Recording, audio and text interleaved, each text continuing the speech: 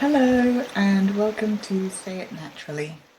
If you've ever felt unsure about your pronunciation or hesitant about using your voice in English, you're in the right place. I'm Jenny. I'm an English pronunciation and neurolanguage coach. And in this podcast, I share insights, reflections, and simple ideas to help you feel more at ease, more confident, and more natural when you speak. And if you're a teacher, I'll also be sharing occasional teacher's notes you can take into your classroom. I'm really glad you're here.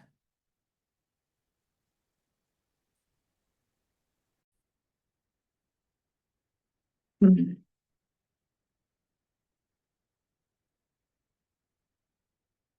Our brains are super powerful, but can also be a little bit simple.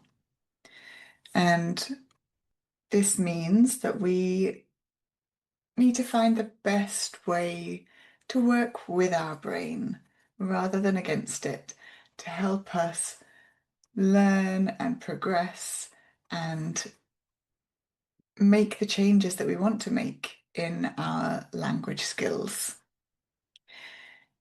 And this starts with the environment that we're in when we're learning, from being a safe space, and that's physically safe as well as emotionally safe. We also need to think about our motivation, especially as adults. What is our motivation for wanting to make these changes or wanting to learn something new?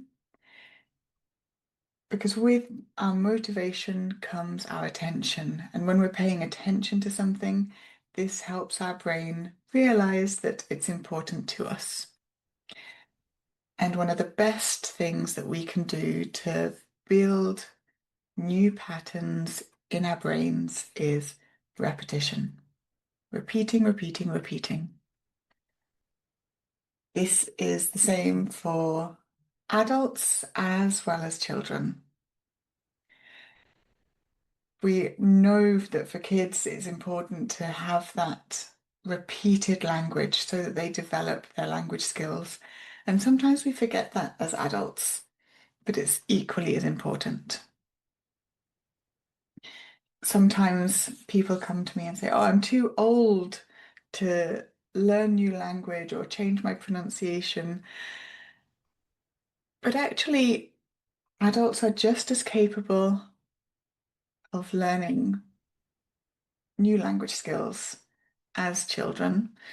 We just need to implement different strategies to make it more effective. One thing to be aware of is how stressed we are or how much fear we have around our language journey, because these two elements will block our learning and no progress will be made. So we need to move them aside and focus on our curiosity for the language and find different ways of engaging with it, because these will help us accelerate our learning. It's always really important to speak out loud to tell our brains that this is how we want to speak now. If we're making changes in our pronunciation, we want to make those tweaks and we want to hear them in our own voice out loud. It is also just as important to listen.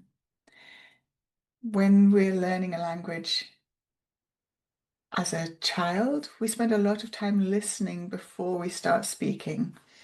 As an adult, we can also take that time to listen, to become aware and notice, to become aware of certain aspects of language, to notice different accents, for example. And we want to get our ears trained so that they are used to hearing fluent speakers, fast speakers, people with all different accents. Because when we're listening, we are also rewiring our brains to listen out for specific sound patterns. And if you're a teacher, here's a short teacher's note that you can take into your classroom. When we understand how the brain learns, we can make small changes that have a big impact on our learners' progress.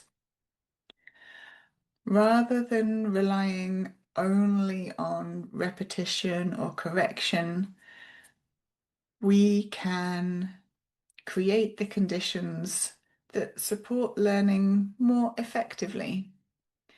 This might mean giving learners time to notice patterns before asking them to produce them, encouraging curiosity rather than judgment, or just allowing space for listening before speaking.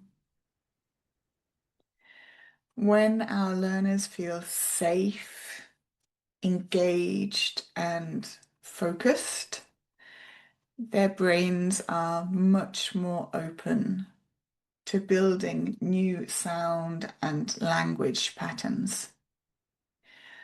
By aligning our teaching with how the brain naturally learns, we can help our learners make more steady and sustainable progress.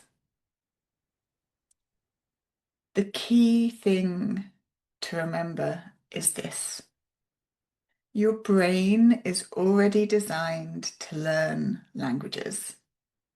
It just needs to be given the right conditions to do so. In the next episode, I'll share a few simple 5-minute pronunciation practices that you can easily fit into your day to build clarity and confidence over time.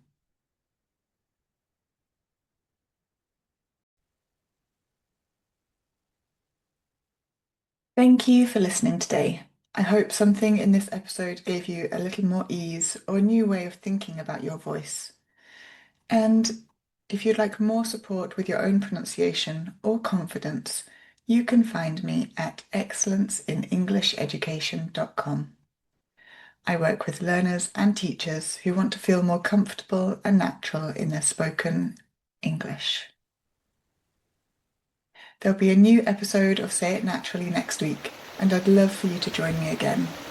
Until then, take care of yourself and your voice.